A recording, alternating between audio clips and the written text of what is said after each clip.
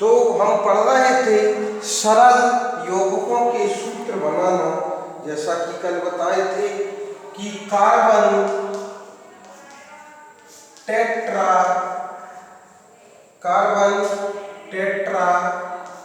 Chloride, tetra मतलब होता है 4 अणु जुड़े हुए हैं कार्बन के साथ, मतलब Cl क्लोरीन के 4 अणु जुड़ते हैं, अर्थात Cl4, अर्थात इसको कार्बन और क्लोरीन, तो क्लोरीन के 4 कार्बन के 1, तो मिलके बनते हैं कार्बन CCl4। तो मैग्नीशियम क्लोराइड का सूत्र ज्ञात करने के लिए पहले हम धन आयन का संकेत लिखते हैं और इसके पश्चात ऋण आयन क्लोरीन लिखते हैं। यदि मैग्नीशियम क्लोराइड, तो इसके लिए हम पहले मैग्नीज Mg और क्लोरीन Cl, तो मैग्नीज जो होते हैं इसका 1 और क्लोरीन 2, ये प्लस में आएगा।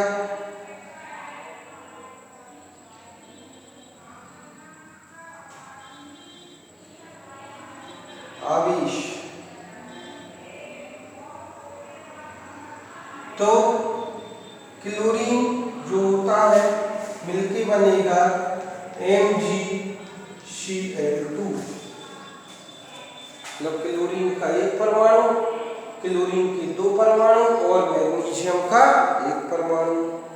इस प्रकार हम देखते हैं कि मैग्नीशियम क्लोराइड के अणु में 2 क्लोराइड आयन Cl माइनस, मतलब क्लोरीन माइनस प्रत्येक मैग्नीशियम Mg2 प्लस, मतलब क्लोरीन मैग्नीशियम 2 प्लस और क्लोरीन -1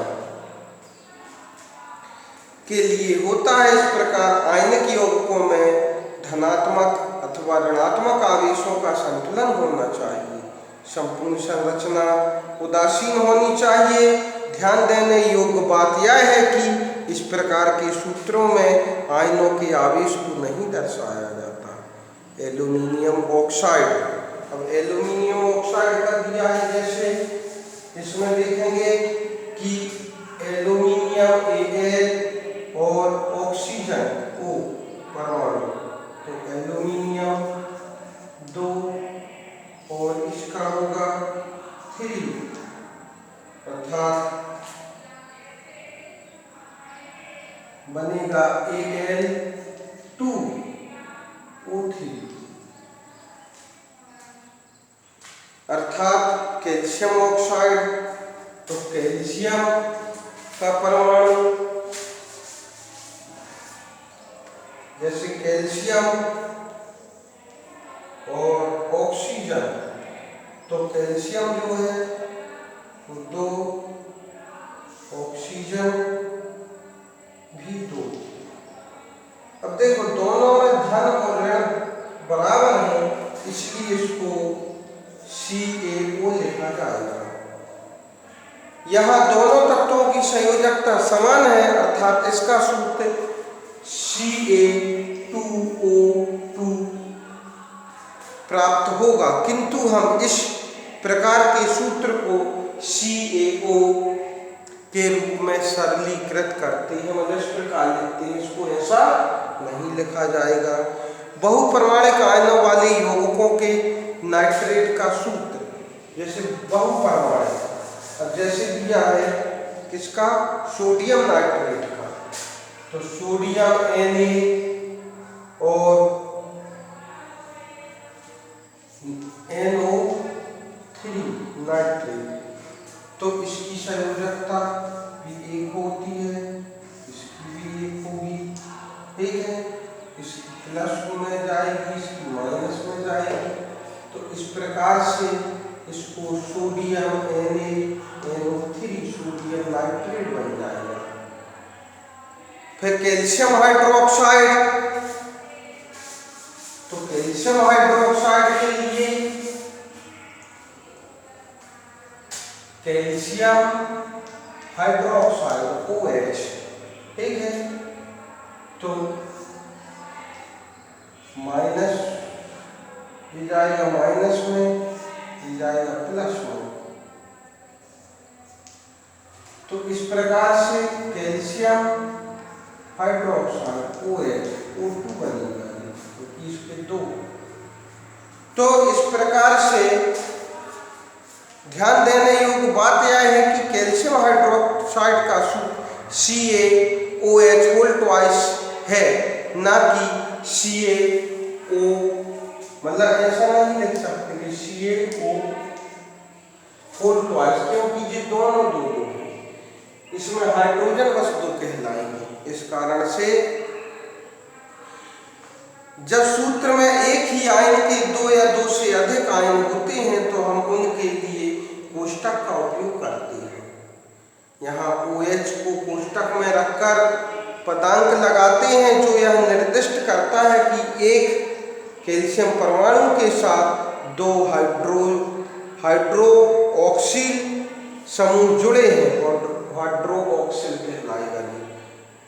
और कैल्शियम हाइड्रोक्साइड में ऑक्सीजन एवं हाइड्रोजन के प्रत्येक 2-2 परमाणु हैं। सोडियम कार्बोनेट का सूत्र दिया है, जैसे सोडियम कार्बोनेट, तो सोडियम और कार्बोनेट, तो ये प्लस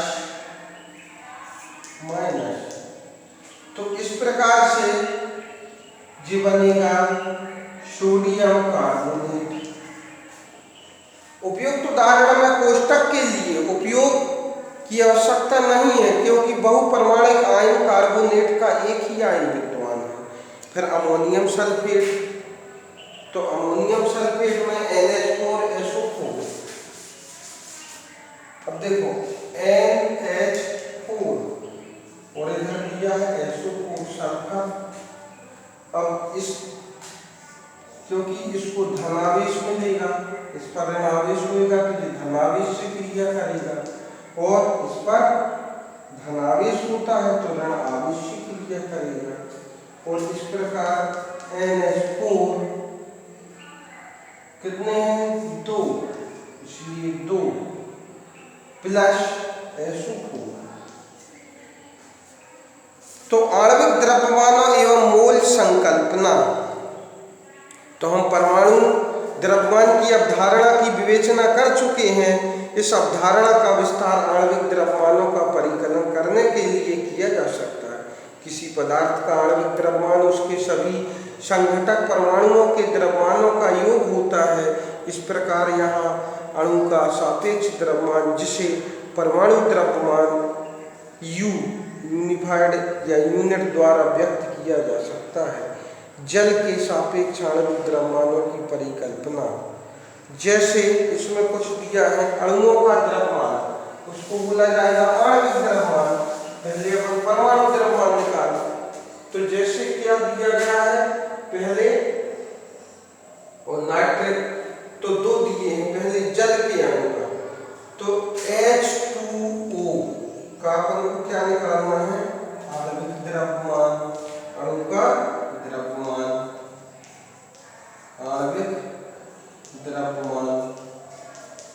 इसके लिए क्या करेंगे, हाइड्रोजन का द्रव्यमान होता है 1, ऑक्सीजन का होता है 16, ठीक है, सबके लिख लेंगे, इसका 1, इसका 16 यूनिट।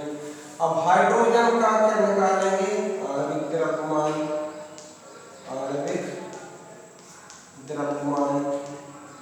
इसके लिए हाइड्रोजन का कितना होता है 1, हाइड्रोजन के कितने परमाणु हैं 2, प्लस ऑक्सीजन का कितना होता है 16। अब इसको हल कर देंगे तो 2 एकम 2, ठीक है, और इधर पर हो जाएगा 2, इसका हो जाएगा 18, आणविक द्रव्यमान कब आएगा 18। फिर इसी प्रकार नाइट्रिक अम्ल का भी निकाल सकते हैं अपन। नाइट्रिक अम्ल का दिया है, कितना दिया है HNO3 जो सूत्र होता है नाइट्रिक अम्ल का HNO3। अब हाइड्रोजन का होता है 1, नाइट्रोजन का होता है 14, ऑक्सीजन का होता है 16। अब अपन इस सूत्र का पूरा अपन को द्रव्यमान ज्ञात करना है, आणविक द्रव्यमान ज्ञात करना है। तो इसके लिए HNO3 का आणविक द्रव्यमान, तो इसके लिए H कितने हैं 1 होता है, कितने H है 1 ही, तो इधर कोई गुणा नहीं होगा। अब N का कितना होता है 14, कितने N है 1 ही, इसलिए इधर भी कोई गुणा नहीं होगा। फिर उसके बाद O, ऑक्सीजन का होता है 16, लेकिन कितने ऑक्सीजन है 3, ठीक है। इस प्रकार से हम निकालेंगे तो इसमें आ जाएगा इसका 63 यूनिट। इसको हल करेंगे तो हम इस प्रकार से आणविक द्रव्यमान भी ज्ञात कर सकते हैं।